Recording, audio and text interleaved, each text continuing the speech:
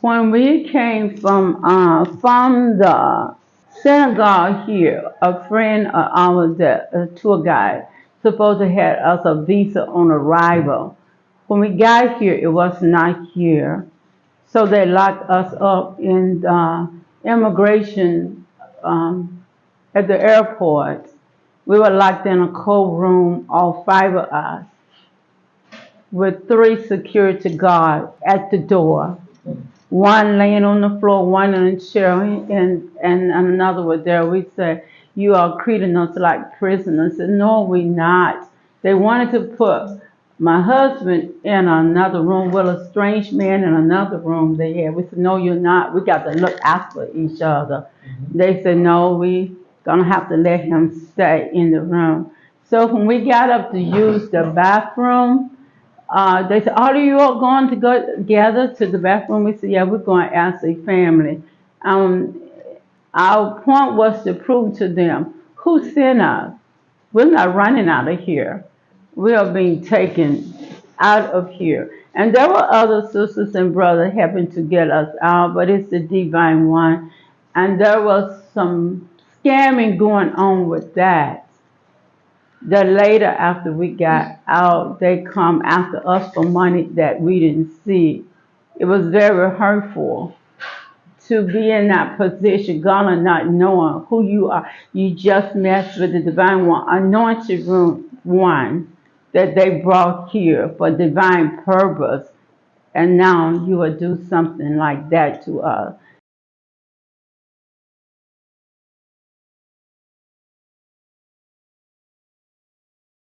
Welcome back to my YouTube channel. My name is Aklevi. As usual, we are in the Diaspora transition.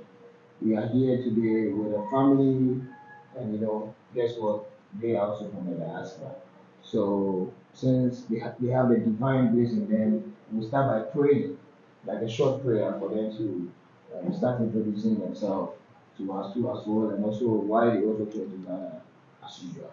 In the name of the divine loved ones, I sent to send Dr. P for this divine circle, this divine meeting, and for all your grace and mercy, for continuously to be the guiding lights for your original black people. That we are coming together in righteousness and truth from every corner of the earth to heal, to grow, to build, and to be part of the righteous black kingdom, which includes everything that was taken from us wrongfully, that is now being returned back to us, and we are reclaiming our throne. And we thank you for being on this channel with Aklevi to share a fellowship and to give divine words of wisdom and multiplying brothers and sisters all over. I I share. said, "Oh, Well, finally, we are here. So since you guys are on my channel, at least my audience are watching you guys. My viewers are watching you guys. You need to start introducing yourself to my audience and also my viewers why you came to Ghana. our names is the Mills family from Atlanta, Georgia. We are divine praise warriors and praise warriors, meaning we praise the divine one, we pray for ourselves and all other original black nations, calling every part of us. We love them, we want you, and we want your help. My name is Black Goddess My Eyes. A name in the honor of Black Goddess My Arts over our divine order of righteousness, truth and justice, and all the great things that come with righteousness and riches of all kinds of Kemet that were changed by our enemy name to Isha. The original name is Kemet, land of the black people. I am Black God Bantu. I'm named after the Bantu nation that is throughout here on the continent. My name is Black Goddess Malika. Malika means angel. It's a famous song sung by Miriam Makita, named Malika. My name is Hatshepsut. I'm named after a black African queen in Kemet. My name is Black Goddess Titan, named after a black queen in Kemet. Wow, finally you guys were able to introduce yourself to us. At least we need to know what really inspired you before coming to Ghana. So if you can tell us more about the journey and what really triggers you to come to Ghana. It really is upbringing. Was always connected with righteousness, who we are, and love. That's the foundation, is righteousness and holiness to the divine one. As we grew up, we were led to different organizations that would teach us some truths about who we are. We began to study and to see documentary in Africa. We are seeing documentary for some of our sister and brother had come to Ghana. And we saw the dancing. That was really very cool, who our black ancestor was in the ocean. That's where we wanted to be. So the time period of being ordained and trained by the divine one at the perfect time they would bring us here. Ghana was our final choice. Their choice, the divine ones, was to stop us in Senegal first. There was divine work to be done there. So we're done within 2 months, was to let our people know they love them and we do too, and teach them who they are. Children, we will hug, they bring us flowers and everything. We will go in the heat of the day, so we go and meet our people and tell them, well, a lot of them say they want to come to what they call America. We would tell them the truth about America. So when it was time for to be brought here to Ghana, we were brought here. We had a meeting with someone that was a tour guide that was supposed to had us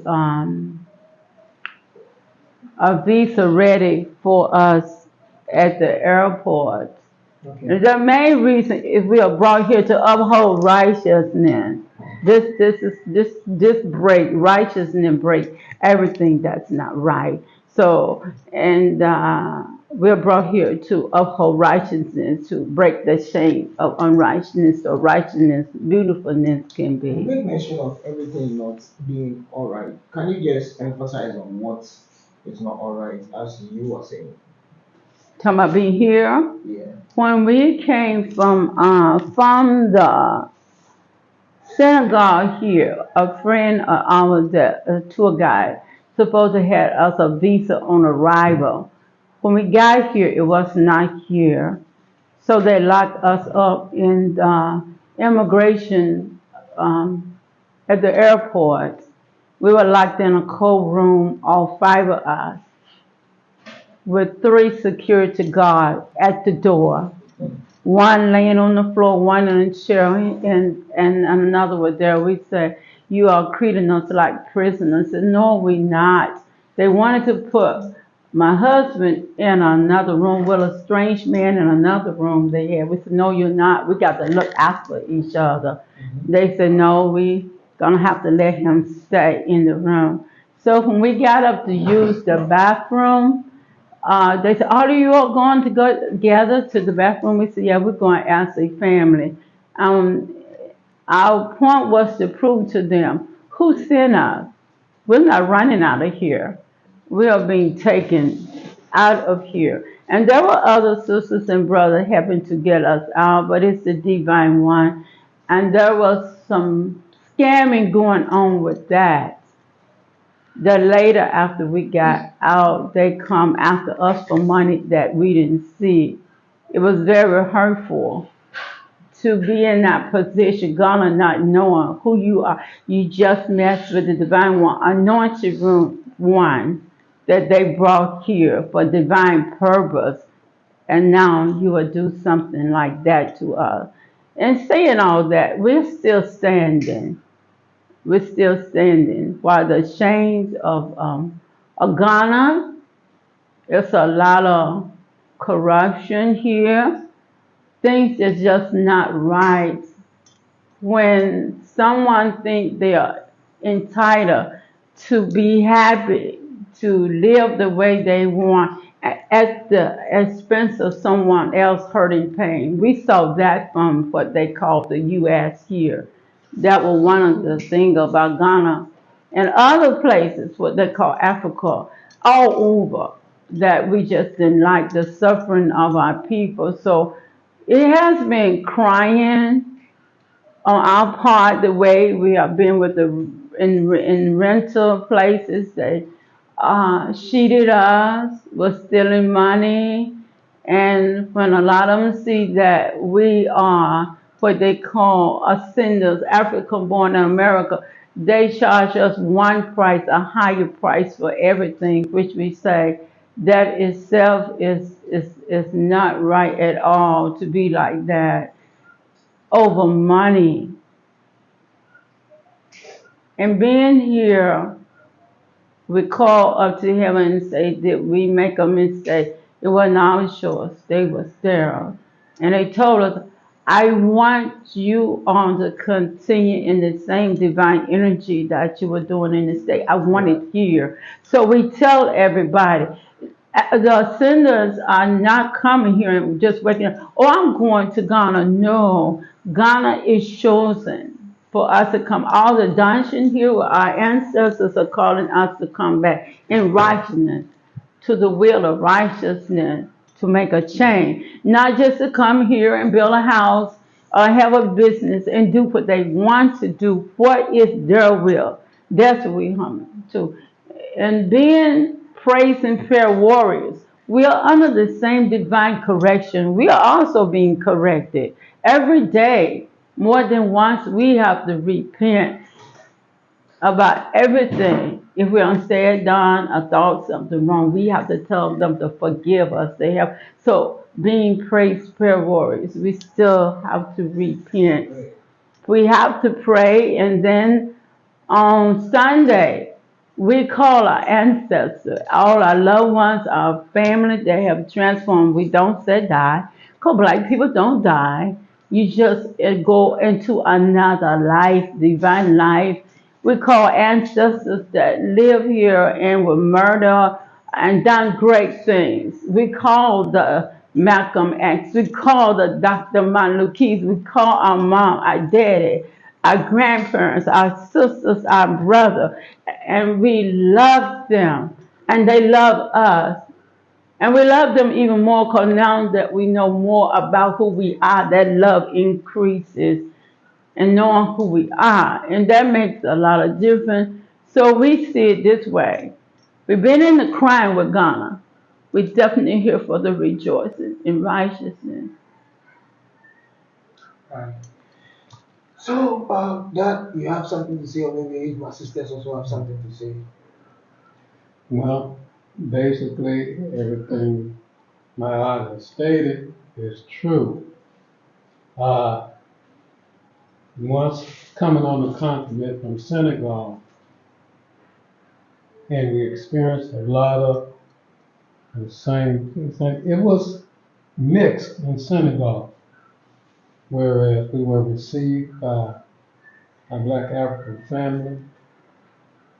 Yeah, and there also was some scamming and cheating and looking at us as though we were the ATM and they're supposed to just draw money from us no matter what, under what circumstances. We endured that, came on here to Ghana, and we began to experience the same. And once again, we say, what are we doing here? We know we're here for a divine reason, divine purpose. But to see and experience some of the situations, things that was happening, because like I said, even like I said, in immigration, what we went through, they asked me to come back and left the rest of the family outside. And the first thing the immigration officer asked, looked straight in my face, what are you doing here? I looked at him. One thing, you look no different from us. You're black African and looks like me. And then I looked at him straight and I say, I'm here to enjoy and experience living here on the continent. And just like, and I told him, yeah, I said, just like you, when you go to the Americas, where we come from, we go there to experience and enjoy your life. And I said, we came here too, to do the same. Not coming here, to do anything negative or damaging, but to do it a positive and righteous. I had nothing more to say. And to experience what we have gone through is it's unacceptable. Right. We do, and like I said, I just said too, we looked at the videos, we saw one thing, and through the tour guide, we saw one thing from us. When we got here, we experienced another. Right. And we said, even places where we live, okay, from the beginning, we were scammed. And So actually, it was a diaspora that really scammed you, or maybe it was a Ghanaian, or maybe a Senegalese that really scammed you guys. yeah, In Senegal. in Senegal, In Senegal, He was from Atlanta too. yeah, it was. He was from Atlanta too. He's also a diaspora. Yeah, him and his wife got his own Tour group or tour Tour group. group Yeah. repatriation Group. program Yeah. to help black people come on the continent. right. And we were introduced by him by video by a tour guide that thought we trusted that helped us in Ghana. We Okay. saw a video. And we said, we'll go through this program. It was $899 for a lifetime membership. And it was spiritually already getting stronger for us to return and to come. And we said, it's time to go. The Divine Black Holding was provided financially, everything was lining up. So when we went to Senegal, even paid for down passport apartment, it did not work well. So we were dissatisfied. But in between that was 2.5 months. We met so many loved ones, so many brothers and sisters that we are still in contact to this day. Right. So we do not consider Senegal a wasted trip, even though it was not on our radar at all. It is part of our life experience. Yeah. And coming to Ghana was a spiritual lifelong dream. So, like my mom said, the experience at the airport, that was a big shock. The very first day, the place that you always wanted to be in, and that's how you treat it. And then after being scammed, those same people chased us for months, finding out where we were, trying to get other people. And it was through spiritually at a resort we were staying in Cape Coast. We were spiritually connected with a young brother who's born in Ghana. Okay. And he listened to everything, we listened to him, and the more we talked, we seemed the more spiritually connected. He is part of our family now to this day. And he introduced us to his family, his village, and we have a lifelong connection. So so from then on, we knew that we were supposed to be here, but crime in the midst, even with going to immigration, with doing a visa, Yeah. was difficult and agonizing. The immigration officers would threaten with deportation, trying to overcharge, and it was making us more depressed, like, why are we here when we know we're supposed to be here? Then the whole residency process is another thing. Like I said, the overcharging at the market. We talked to our brothers and sisters here about all these experiences. And many get it, but many don't. And some are even embarrassed about some of the things they have heard because many black descendants that come, Yeah. they don't hear that side. They mostly see black descendants because I think in some cases, one too many cases, black descendants show the flashy part, the money, they stay at the resorts, they stay at the hotels, so they see them as money, so that's what all they're going to see. They're not going to tell them the real deal. Right. So many times when there are videos and they post their experiences, they don't tell the real truth. Okay, immigration, what about the visa, what about the residency? and don't even start with citizenship, which is another thing. And how the government was shown that they actually wanted us back. For many of us, it was before the so-called return. Many of us were spiritually already was going to be returning. And when the government put that out there that they were welcoming us, it was really just a money grab. We got here, there was no repatriation plan, like we can help you with your housing, we can help you with this, we're going to help you get established. So the brothers and sisters didn't really know what to do with us. But there are brothers and sisters that do, and they know they welcome us as family. The other part of it, we wanted to be living dungeons before we came. We honor our loved ones and our ancestors, and when we saw videos of the dungeons, especially Elmina, we cried even through the videos. And when we got here, we wanted to stay close to it. Many brothers and sisters that even live around the dungeons have no clue what happened there. So when they see us, they have no understanding of us. And then when we explain it to them, in many ways they do understand it, and in many ways they don't. So it becomes a clash. And I think in some cases, black descendants are treated just like the real foreigners, the Chinese, the Lebanese, that's actually coming to rape and rob more of the continent. We are coming as family to return. Now, granted, there are some black descendants that do have a colonizer mindset, and they treat the brothers and sisters as sometimes like just help to cook and clean, to do things for them, but not as family. My brother, my Ghanaian brother, who was part of our family, he said he had never experienced that, really having close connections with black descendants, diasporas, because he grew up seeing them in one way, or they put themselves in that one way.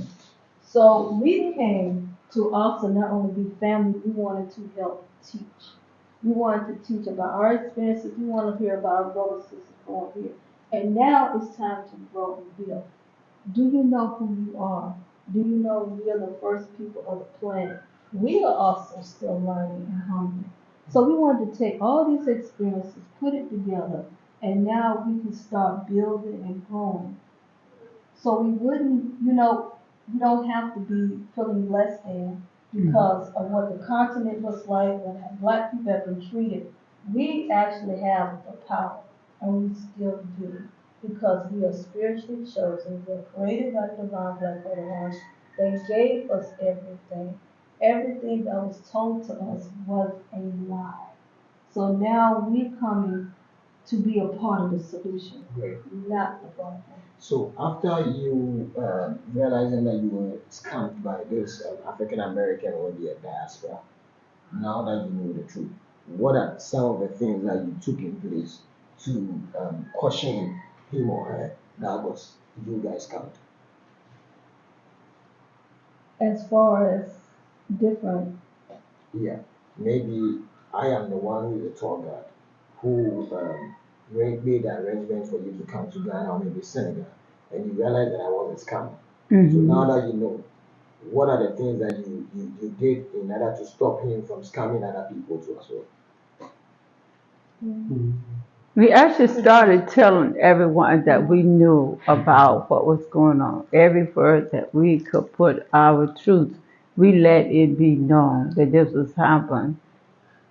To happen to black ascendants.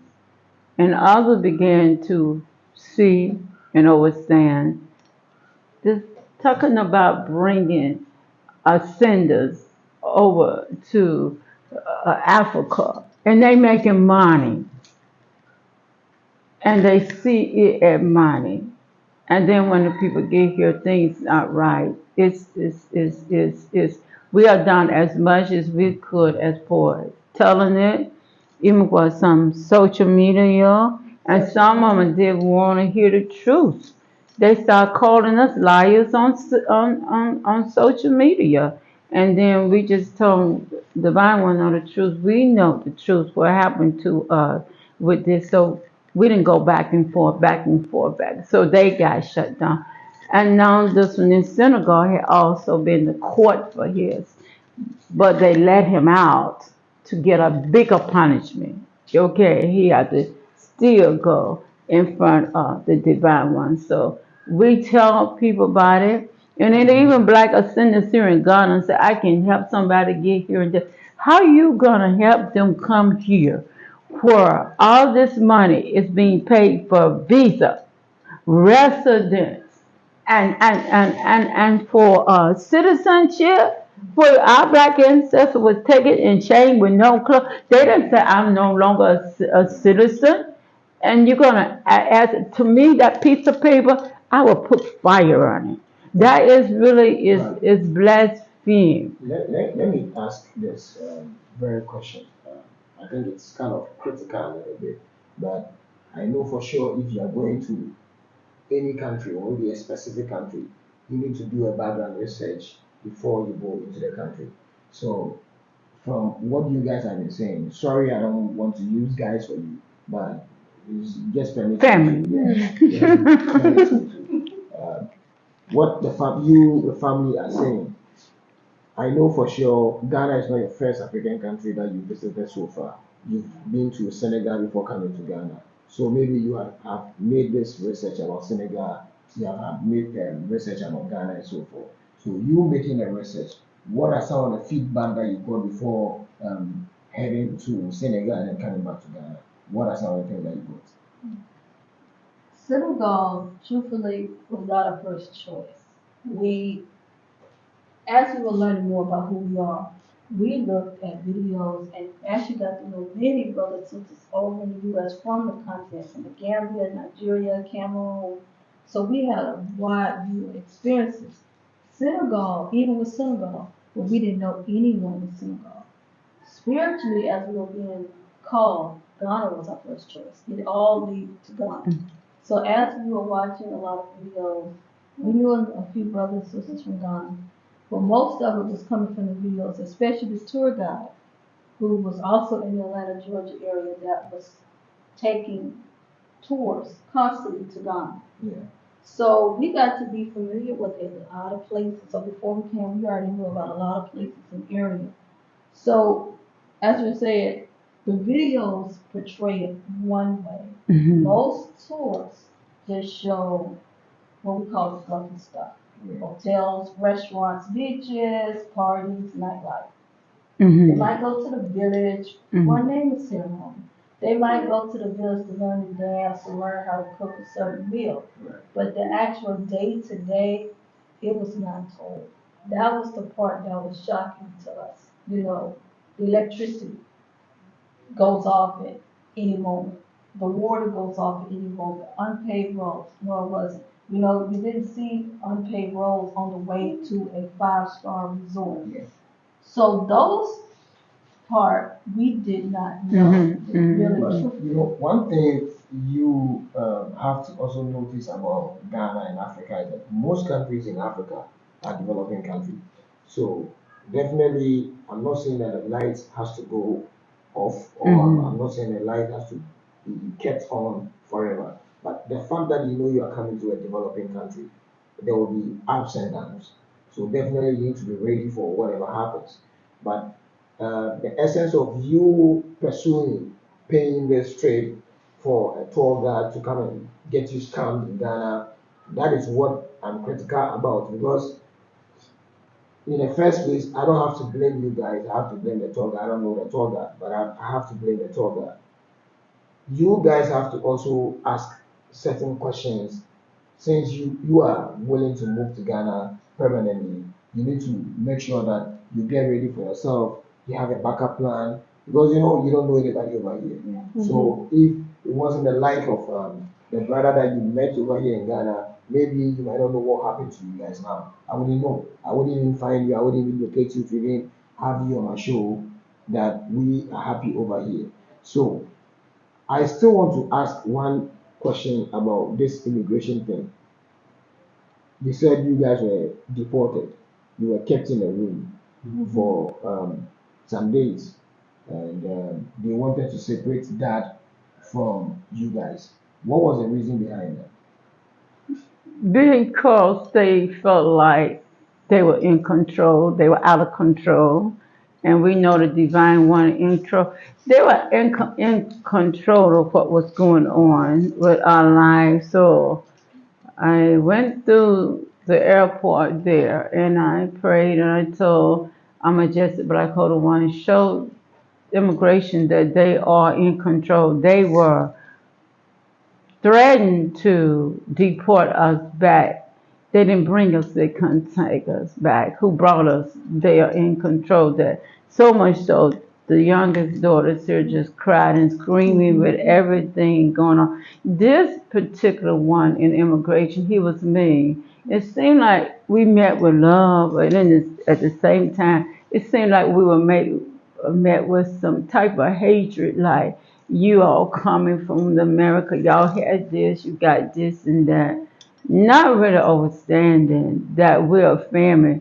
We can tell you the whole truth when we live over there. What you see on television is one thing, how we live here is another.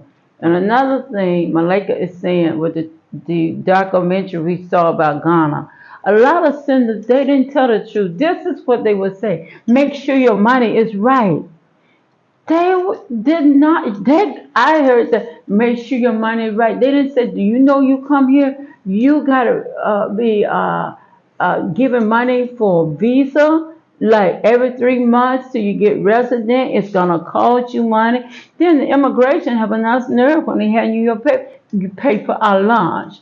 So it's always like a threatening kind of thing. Everything is like about money, money, money. They would not tell the truth about anything going here. So I will personally say it was because of some of the videos that you watch on YouTube that made you think things are being simple down in Ghana. Right. But I also want to emphasize on this. I know Ghanaian immigration. I know sometimes they do things that you might not even understand what they are doing. But what you guys are saying, if were your papers really good as you were coming back from Senegal to Ghana, did you have a good paperwork being done that you have a good visa, maybe you have a traveling visa, you have this yellow fever, those things. Did you had a clear document before entering into Ghana? We had everything because one thing about Senegal, they did not request a visa. Right. They did not request shots. So we came in Senegal on our U.S. Passport. Yeah. And then with Ghana, it was a COVID. The COVID actually followed us from Atlanta, Georgia, all the way from Senegal here. Everywhere you go, you had to show you took that COVID test. And when we got here in Ghana, same thing, the COVID test. We had a passport. We had taken a COVID test from Senegal. Less than a week time, and Ghana still requests another one. Even though it said negative, they still request another one. It's everything was money, money, money. And even though our visa was here on arrival was not there, everything else was straight going forward. It's when we had to start dealing with immigration every 3 months to get a passport. We have to tell the truth. It took so much for immigration sometimes. We didn't even have money to have for food. And our garden neighbor, we didn't have food. Do you know we've been here 2 years? We just not being able to get shoes.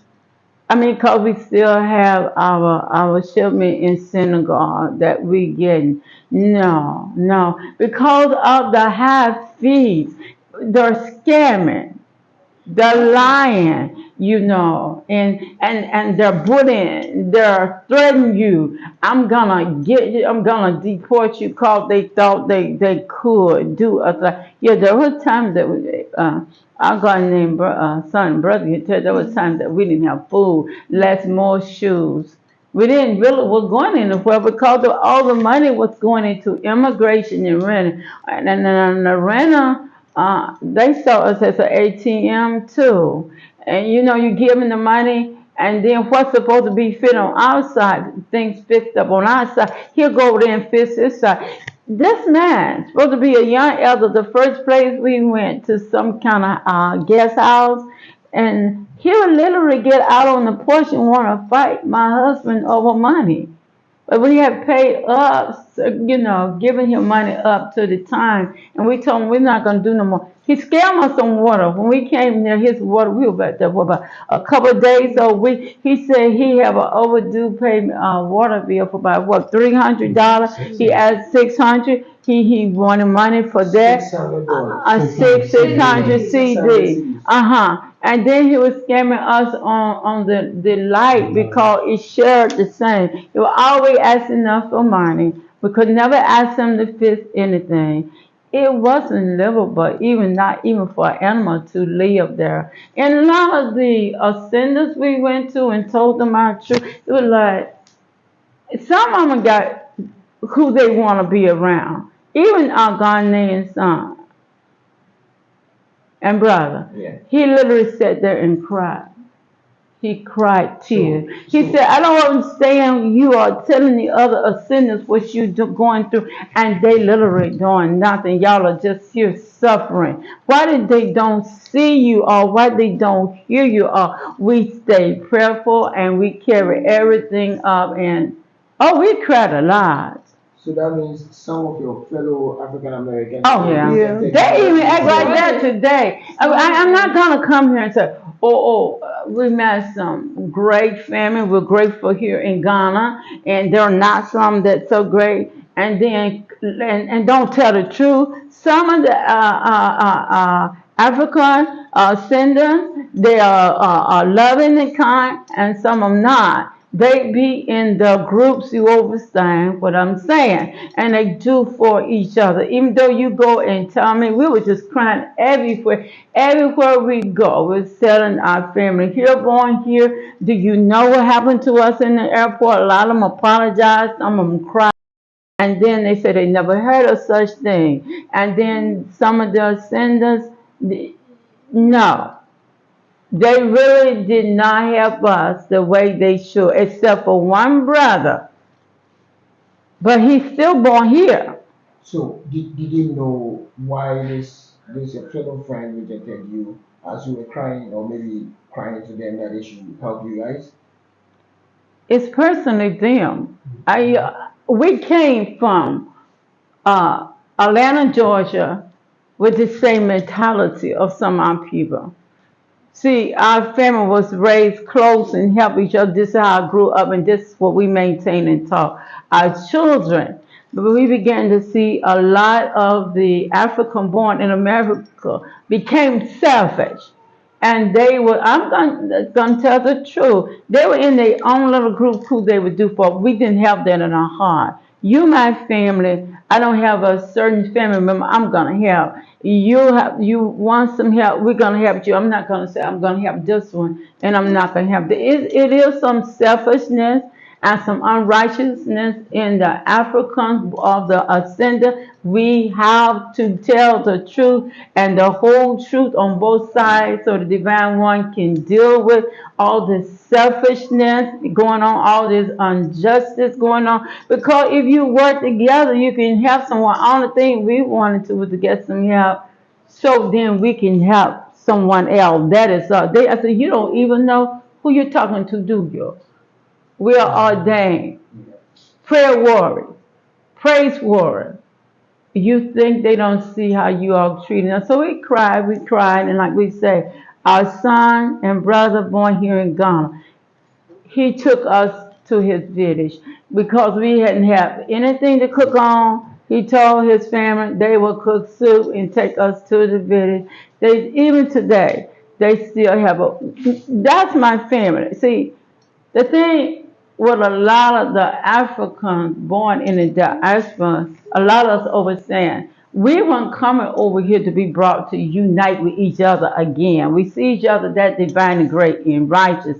It's our family on this side that we are supposed to be united in righteousness. We're learning more about our spirituality right here to grow on, because that was one of the reasons we wanted to come here to learn about who we are spiritually. Then on the other side, we teach our son and brother who you are, What happened in the dungeon? But these colonizers running all in here in front of you, and then they come and say, I will give y'all school supplies for the children. I said, do you understand where they got that blood money from? All for your black ancestor, our black ancestor, and we the black sender overcharging us. So they doing nothing for you. Do you understand they are playing tricks on you in your mind for you to look up to them instead of looking up to your real help? That is part of what we do to break that. And so what he does, he go back to the vision and he teach the rest of them what we said. And he overstand now what he was taught is a lie.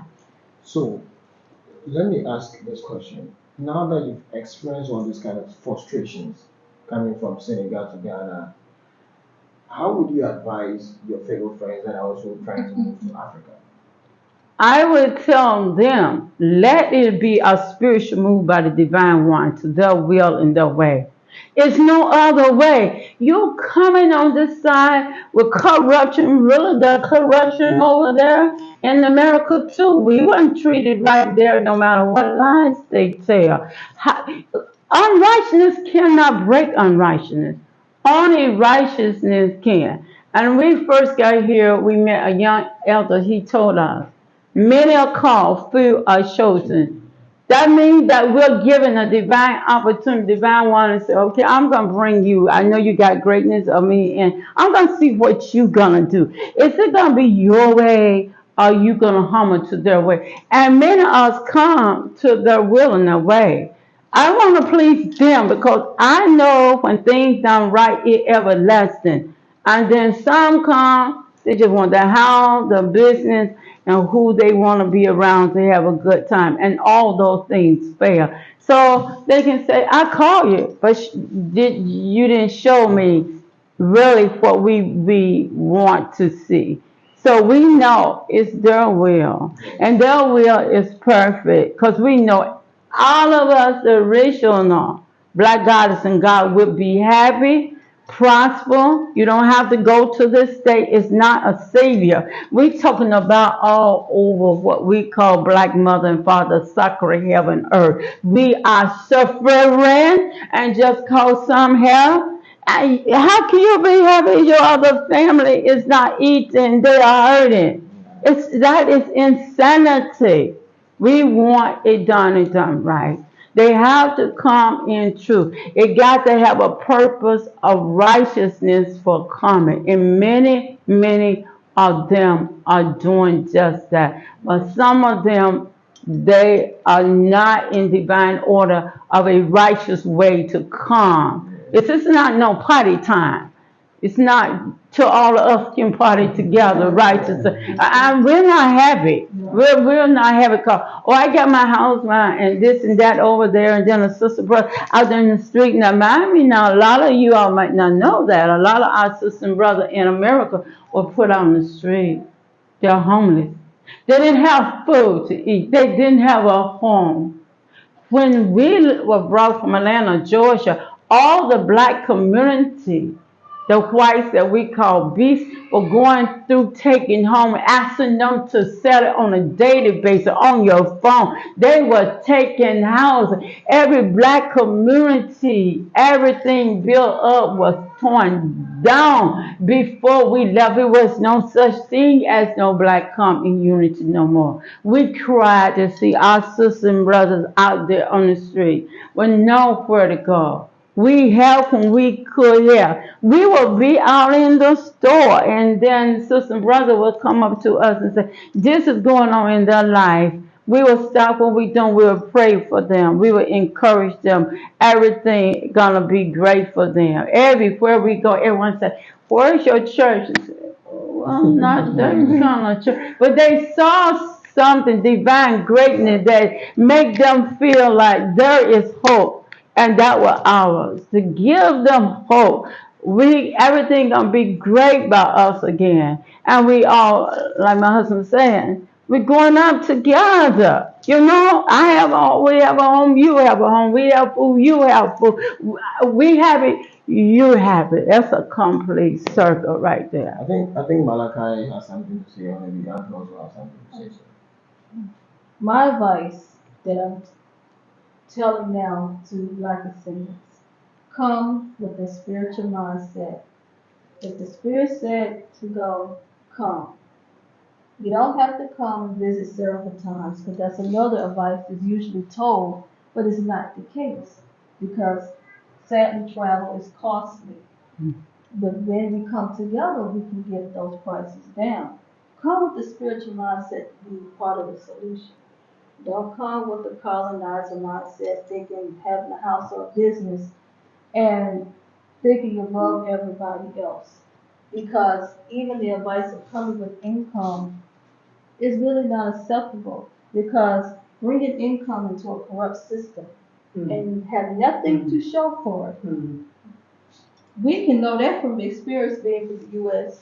We pretty much don't have nothing to show for it, but being tired, stressed out, a tired body, but coming in righteousness and truth as everything. And I will say, if Black ascendants, if they're coming, they should come with the mindset to grow and build. Do not come just saying, this is it, that's it. Even if they're retired or not, every Black person that comes has a part, has their own part. There's no part that's too small, even a young child. So a spiritual mindset is the utmost, and that's the only advice that I would ever give. No income, no business is ever going to override that. Because as us as a people, we are spiritual beings. Before that was even a talk on the income, everything is already created. All we have is our gifts and talents to upbuild, and we cherish each other. We are wealth. We are wealth. So for me, I would say for Black students, come with that mindset. And when you get here, if you're going to document, tell the truth. Because that was another big barrier. Tell the truth. Not just show building a house, being on the beach in a restaurant, and the other brothers and sisters think that's all they're gonna, and they ready to come, but they have no clue what they're gonna face. Not a clue. So tell the truth. That's really is truth telling time.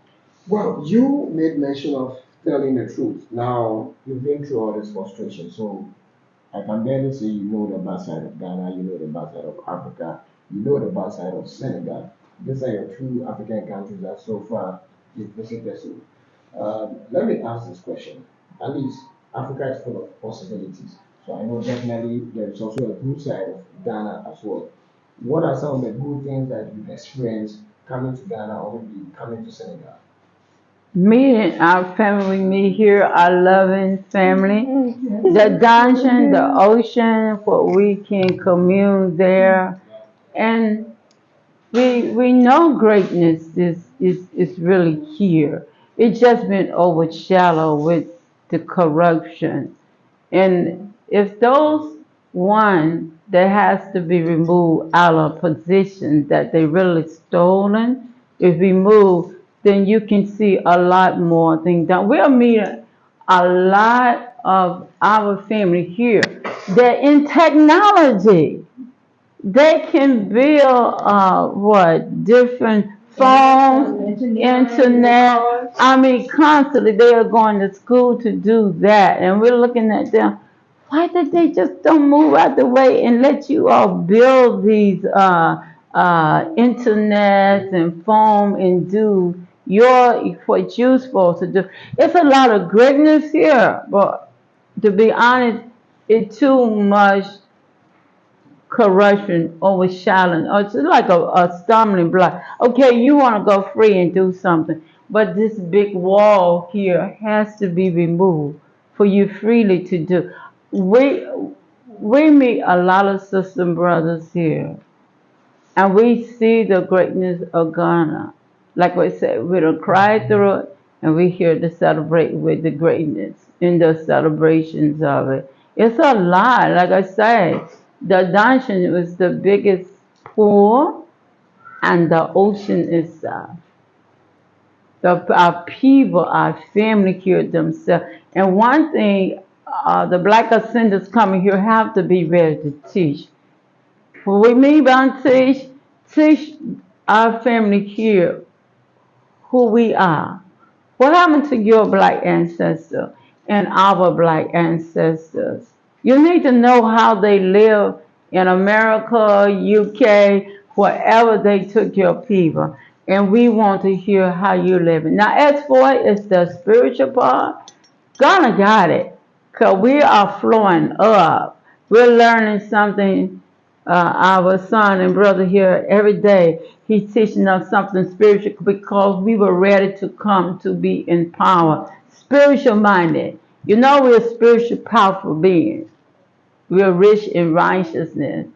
So when you get that power straight, you can see us for who we are and be who we are and not what this world portrays.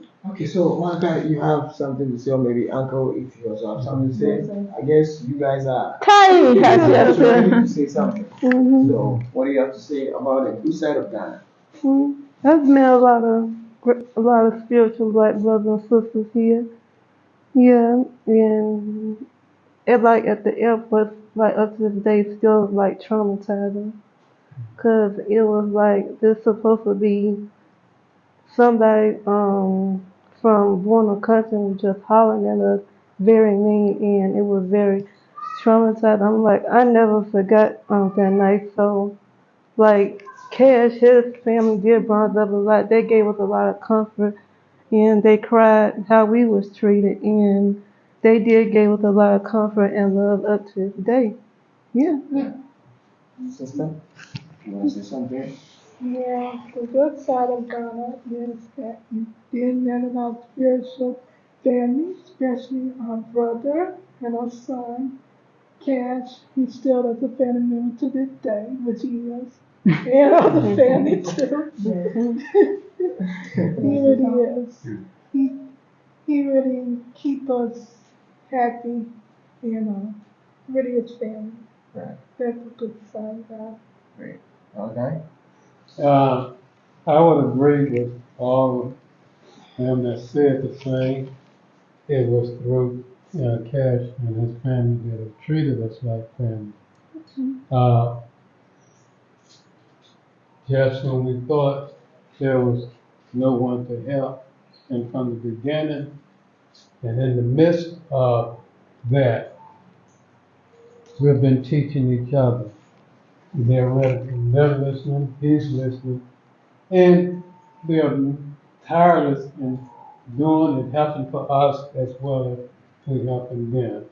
And I think that is one of the great things about it is that when we will let them know, hey, because it's what we have experienced, they're like, we can't believe. And they will come to our rescue and aid and make sure that that doesn't happen. He goes with us in the marketplace. And he will fight for us in the marketplace. When we see that the scam is on, and he will let them know immediately. And if something that's he will sometimes, if he would say it, you all stay back. Let me do the barking. Let me do it. And if they try to, overcharge him, he'll say, forget it. Just happened to us with our brother in Senegal. Sorry, brother. Nando, we have forgotten you, a Senegal. Yeah. He's another one just like Cash. Yeah. So I need to ask you my last three questions.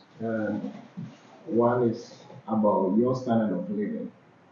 You coming to Ghana, now you've been through this a whole lot of frustration and so forth. Maybe you want to establish a business. You've seen an avenue in Ghana to create a business for yourself in order to keep you guys going. So do you have something in mind that you want to start up, or maybe you want to establish a business that keep you guys going since you decided to stay in Ghana permanently? We are divinely being kept by the divine one. So money is not an issue.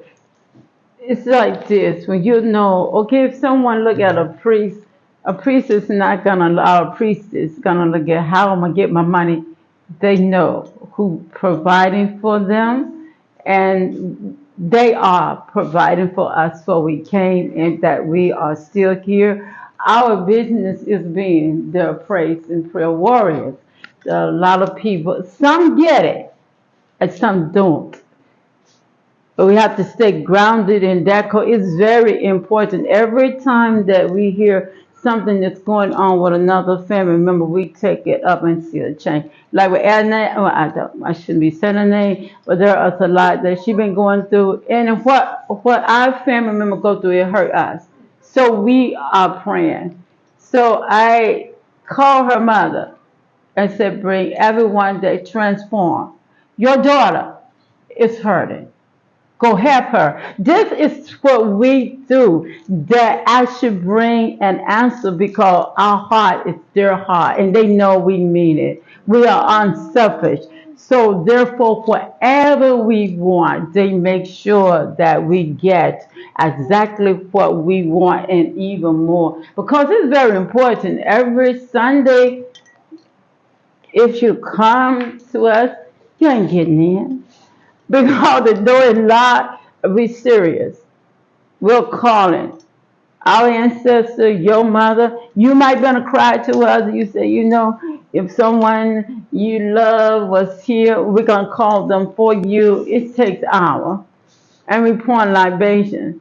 And by the time we get through doing all of that, we are literally tired. So everywhere we go, we there shining light, and then some people, who are y'all? And we explain them. We praise prayer warrior. That itself, it is a divine job. That we love, because we are learning more about being elevated, and Cash has helped bringing that elevation to us now, and we're like, whoa, just who we are. Because before we came, that was one of our prayer. We're going to Ghana. If we're going to uplift righteousness, we are going to spiritually grow. We want the power that is original ours. So and a lot of time the hurt comes when our mind is on the divine one. You way up there. Once you start dealing with the problem of this world, you worry. It put like fear in people. It make them feel hopeless. So when we out and a lot of people see us and they talk to us, it gives them hope. We pray for them. So that's the divine duty they gave us. Okay, so my last two questions is that you can't just be in Ghana without tasting this local food and also learning this. What's your question? I am being a villager, so I like village food. I like local food. So you being in Ghana, you have also tasted this local food. Right. Yes. And you have also learned local languages in Ghana. Maybe for the five of you being a family, everybody has to state or maybe say the food that she or he likes best in Ghana. If maybe you can prepare it. And two, my last two questions. That's the first one that I just asked. The final question is, you guys are in Ghana, so you know me dancing. You know me patrol, right? You don't walk out, you know how to say walk out in fancy and so forth. We are excluding Akwaba. We are excluding Medasi. What kind of language, or maybe like what can you say? I want two words in Fanti. Okay, 2 words in Fanti. You say it in Fanti, you explain it for people to hear. Okay. As far as our language is concerned, and the food, you want to hear about the food? So we have tasted a lot of Ghana food. But you are speaking on behalf of you. Me, right. Not Okay, all right. Not the whole team. I have tasted a lot of the food here in Ghana. We like it. We're also blessed to have a marketplace so we can go get some food that we grew up on, like dreams and different things like that. So now we'll have Ghana food. Cash make sure that, and his family. Which one is the best for you? What did he do? He done did a lot. He really have done. Well, red. Yes. So what is your favorite? Not me. No, Malakai. I'm talking about you specifically. What is what they call the buffers? Buffers. I like buffers. Bullfoot. Yeah. I like that one. Bullfoot. Like donuts. I like that. Yes. You like that? I So like can you that. prepare it? No. No. Right. So your last two fancy words that you can say and explain it to your viewers that are watching you from America. To tell the truth, when we was in Senegal and we lived, No. You in Ghana? no, in Ghana, but I have to tell you, that was just to explain what it is. We are not giving up our language. It's Ebonics. Your black ancestor, many black nations, we don't speak English, we speak Ebonics. So we tell everyone, I can't tell you my truth and your black ancestor truth in Fanti, Wolof, and I do have to say Senegal because it is a French and a Wolof. We had no intention of learning neither. Our purpose of Divine One brought us is to show them a divine change is here. We're not to blend in. No. We're here to show the divine difference because what's going to happen when the divine one comes, they're going to come with a divine language.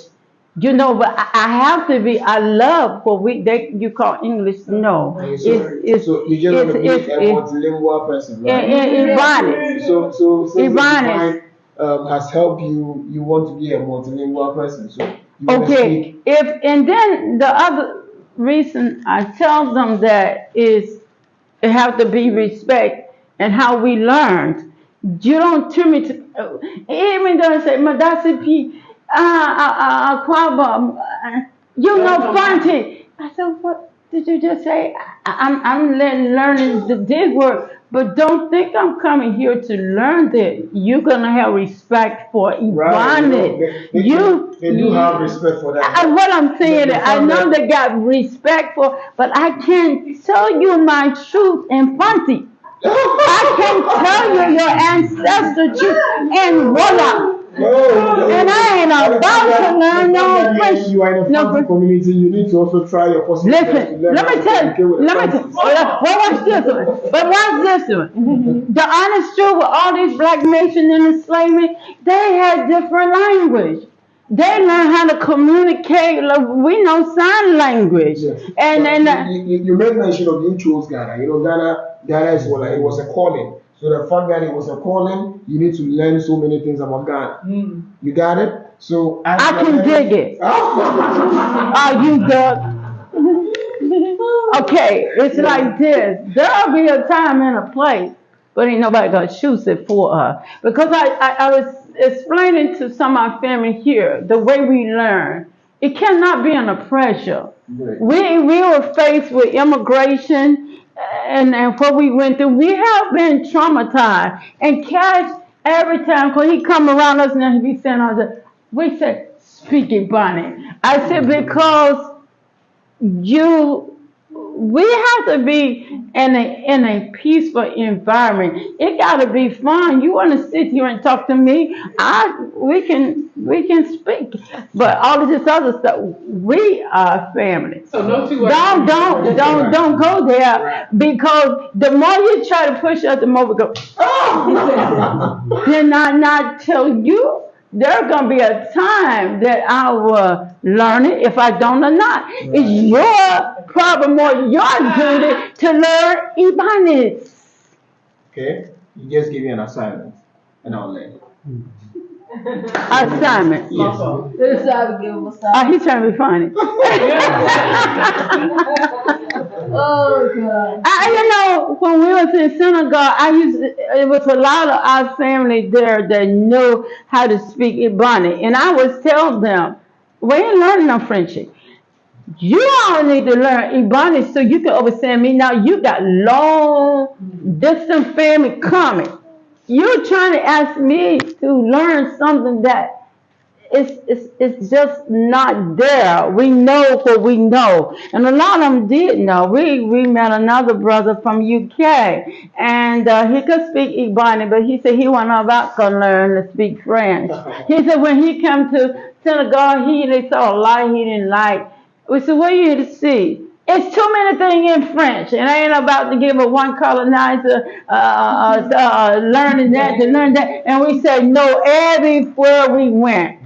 They know, even our son and brother in Senegal, Nando. And sometimes we had to use the phone to translate it, but we had it. We got it. You dig it? It does. That is true. So I know you also have, it's your turn, favorite food, and your two fancy languages. Words that you need to also explain to your viewers. Okay, I guess the favorite would be the red, beans and rice, Yeah. and Plantain. Oh yeah. Plantain. Yeah. As far as the language, basically what Mike said is that I'm the same way. Okay. Yeah. I came through high school, I learned French. Okay. And I said I have no intention of ever going to a French speaking country till we got, once because we had to bring up Senegal. I knew some words in French, but I didn't even really care for it. Okay. Yeah, because everything is in French, in French. I don't want to speak French no more. It's just like, okay, like we knew brothers and sisters, brothers and sisters, and we knew when we was in the States that we came close to, that was from Gambia. Okay, they speak Famani and Wallach, which is also part of Senegal, then Gambia. We asked them to teach us, and they never did. They wouldn't. 30 years. Up until this day, it's been 30 years. But they wanted to maintain, the American quote-unquote nightmare dream. And so it's like the closeness we had was never there. And so when we came to Ghana, I'm just be honest, I don't care. Right. To speak Fanti. Yeah, as long as we can communicate as Ibanics, it's fine. Okay. Yeah, and that's just the way I see it. Right. So speaking Fanti is not a thing. No, it's not an issue. It's not Okay. How about you? Okay. Favorite foods, Ghanaian foods, like the red, the buffets. Jollof rice is such a big thing. Yeah. Down in Nigeria, we don't visit that whole thing. So the jollof. And one thing about Ghana, truthfully, even in Senegal, we didn't have too much of an experience. Right. There are fresh fruits everywhere. You get coconuts, water, pineapples. That's true. Mangoes. That's true. Love mangoes. You can go to the market, or you can go to a brother sister that freshly grow a lot of this, and we eat all of that on the regular. That's so true. I'm really glad and blessed that we are actually, instead of this imported junk that we were, from the U.S., even though there's some importation of foods here, that for the most part is really glad. As far as the language, my parents pretty much summed it up. But there are some things that we'll learn. My Ghanaian brother and his family, one of his actual grandmother had transformed, passed away, and the family had to get the special cloth. On the special cloth was a saying, Onyome Beshenyen. Onyome, what, Beshenyen? Yeah, Onyome Beshenyen. I was like, what does that mean? And he explained it. Even the driver at that time said, this is a special cloth. It means the divine black little ones. Some say God, Allah, is with us. So he taught us how to say that, and it represents us because that's who we are. So God is with us. The black people, and I'm going to say specifically black people because we are the first people. This has nothing to do with all the others, the Chinese, and it has everything to do with us. The other thing, we take special interest in their dingle symbols. Oh yeah. Like we have the Jinyame, the what is that? Sankofa. We started learning some of the symbols before we came. That's the, yeah. The left side. The left. That means majestic supreme Control. control. So we have taken special interest because we are finding out there's a more deeper spiritual meaning behind it. So that also helps us with the language, but that feeds into who we are spiritually. So as far as the language in general, some words, as the thing, as we're saying, we come from many black nations. We're talking about black diaspora. We might have come from Nigeria.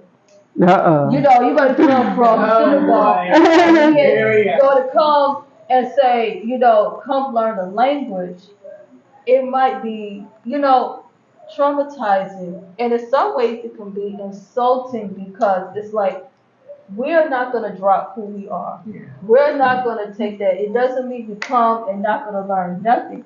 Otherwise we wouldn't be here. But give us that room where it can create a balance. And as my dad said, there are many brothers and sisters over that were born on the continent, living over in the U.S., that we call them the States.